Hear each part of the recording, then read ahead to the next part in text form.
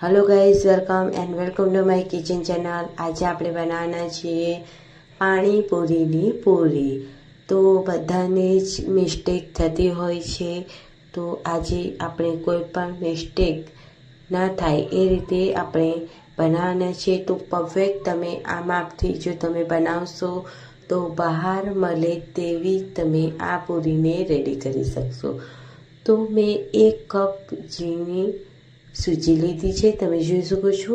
આપણે જે નોર્મલ આપણે વાપરીએ છીએ તે જ આપણે સૂજીને લેવાની છે। ત્યારબાદ 1/4 કપ આપણે ઘઉંનો લોટ લીધો છે।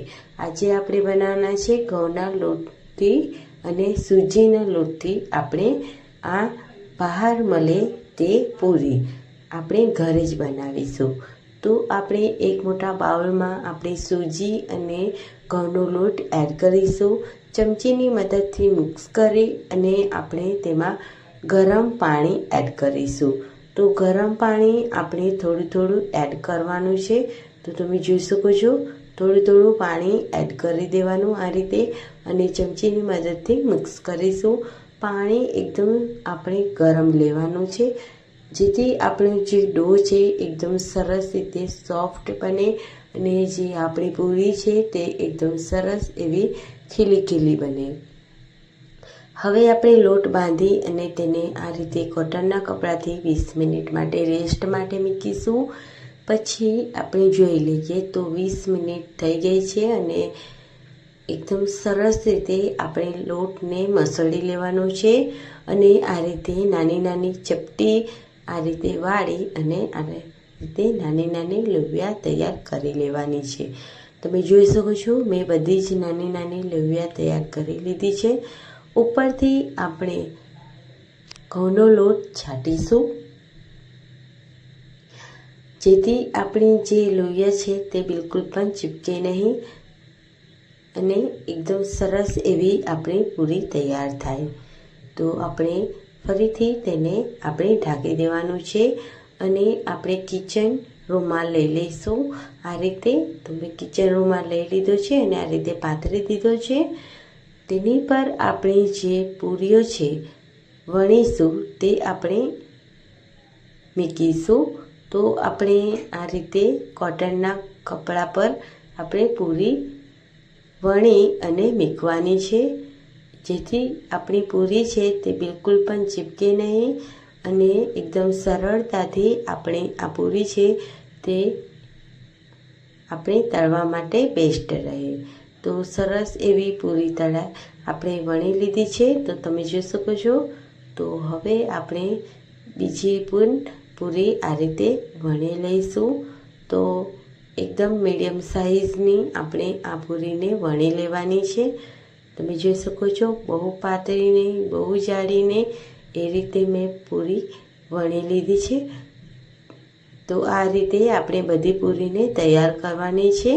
આપણે જે પૂરી પહેલાં વણી હોય તે પૂરીને જ આપણે પહેલાં તળવાની અને જે લાસ્ટમાં પૂરી વણી હોય તેને લાસ્ટમાં જ તળવાની। તો બાજુમાં આપણે ગેસ ઉપર તેલ ગરમ કરવા મૂકી દીધું હતું અને આપણી બધી પૂરી પણ વણાઈ ગઈ છે। તો હવે આપણે તળીશું બધી પૂરી। તો જે પહેલાં પૂરી આપણે વણી હતી તે પૂરી અને બીજી પૂરી જે વણી હતી બીજી પૂરી, એ રીતે આપણે આ રીતે હાઈ ફ્લેમ પર આપણે આ પૂરીને તળવાની છે। તમે જોઈ શકો છો, ચમચાના મદદથી આ રીતે પ્રેસ કરીશું એટલે બધી જ પૂરી છે તે એકદમ સરસ રીતે ખીલી ખીલી બનશે। અને ત્યારબાદ આપણે 5 પૂરી આ રીતે એડ કરી દેવાની, ખીલી ખીલી થઈ જાય એટલે મીડિયમ ટુ લો ફ્લેમ કરી અને આપણે આ પૂરીને ક્રિસ્પી કરી લેવાની છે। તો માર્કેટમાં મળે તેવી આ પૂરી આપણે ઘરે જ બનાવીને રેડી કરી શકો છો। તમે જો એક વખત આ પરફેક્ટ માપથી અને આ ટ્રીક સાથે જો તમે બનાવશો, મારી ટ્રીક સાથે બનાવશો, તો તમારી જે પૂરી છે તે બિલકુલ પણ નરમ નહીં બને અને એકદમ બહાર બજારમાં મળે તેવી પૂરી તૈયાર થશે। તો તમે આ વાતનું તમારે ધ્યાન રાખો ફ્રેન્ડ્સ। તમે જોઈ શકો છો, તો આ રીતે આપણે બધી જ પૂરીને તળી લેવાની છે। તમે જોઈ શકો છો કે બધી જ પૂરી આપણી છે એકદમ ખીલી ખીલી બની રહી છે, એકદમ સરસ એવી લાગે છે। તો માર્કેટમાં મળે તેવી આપણી આ પૂરી તૈયાર થાય છે આપણી, તમે જોઈ શકો છો। હવે આપણે બધી જ પૂરીને આ રીતે આપણે તળી લઈશું। જો તમે અમારી ચેનલ પર નવા હોય તો પ્લીઝ લાઈક શેર અને સબસ્ક્રાઈબ કરવાનું બિલકુલ પણ ભૂલતા નહીં। તો હવે આપણે બધી પૂરીને તળી લીધી છે, તો હવે આપણે તેને પ્લેટમાં કાઢી લઈશું। તમે જોઈ શકો છો મેં બધી જ પૂરીને તળી લીધી છે। માર્કેટમાં મળે તેવી આપણી પૂરીઓ ઘરે આપણે તૈયાર કરી દીધી છે। તમે જોઈ શકો છો ખૂબ સરસ એવી દેખાઈ રહી છે। તો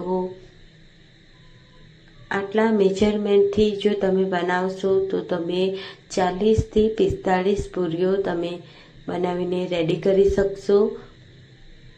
તો મારે થાળ ભરી અને પૂરી વણાઈ ગઈ અને તળાઈ પણ ગઈ। તો તમે જોઈ શકો છો ખૂબ સરસ એવી આપણી પૂરીઓ તૈયાર થઈ ગઈ છે, એકદમ ક્રિસ્પી એવી પૂરી છે। અને મારી 3 પૂરી એકદમ બિલકુલ પણ ખીલી નથી, તો એકદમ 3 પૂરી પાપડી બની છે મારી, તમે જોઈ શકો છો। તો સરસ એવી પૂરી તૈયાર છે। તો આવી જ રેસીપી સાથે અને આવા વિડીયો સાથે આવતી રેસીપીમાં મળે, ત્યાં સુધી બધાને આવજો, બાય બાય।